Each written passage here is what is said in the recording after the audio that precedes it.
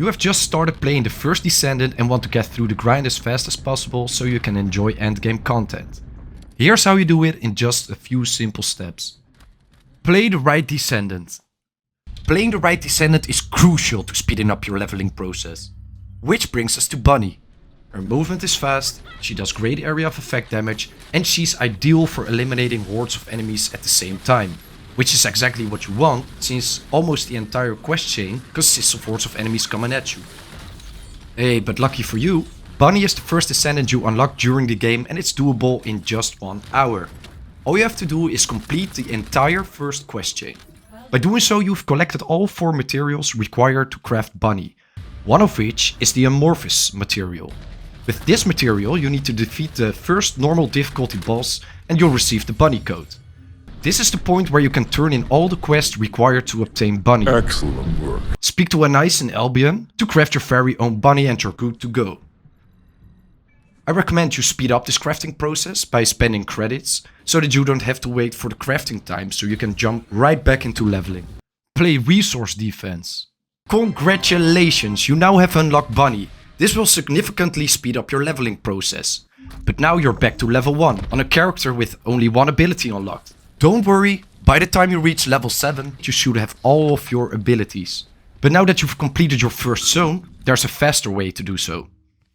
After completing the first zone, you'll unlock mind blocking and source defense. And both of these give insanely good XP. In mind blocking you have to wipe enemies at several points until the bar drops to 0%.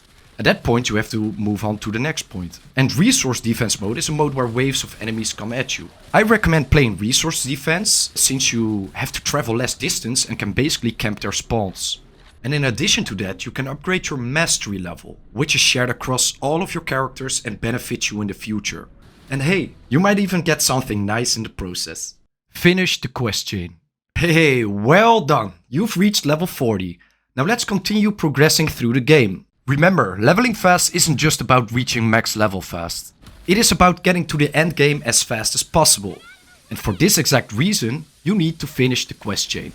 This is the point where you start unlocking options to get new characters and upgrades. Besides, there's actually a prestige system in place that resets your level in order to upgrade your character even more. But for now, you don't have to worry about any of that.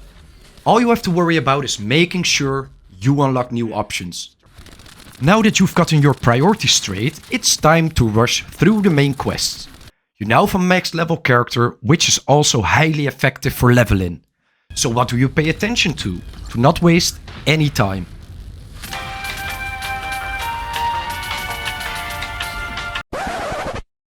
Use Bunny to her fullest. As mentioned before, she does great area of effect damage. Use it. The faster you kill, the faster you go through the missions, the faster you are at the endgame.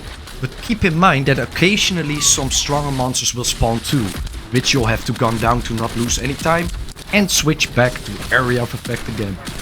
Don't prioritize gear early. Do not get hung up by sorting out the best gear in the early stages. Most of the loot you'll receive at the lower stages you will never use anyway. Whenever you get certain loot which has more power and a higher level, just replace the old equipment without looking too much into it. So you better not waste too much time checking over gear you'll replace shortly after anyway.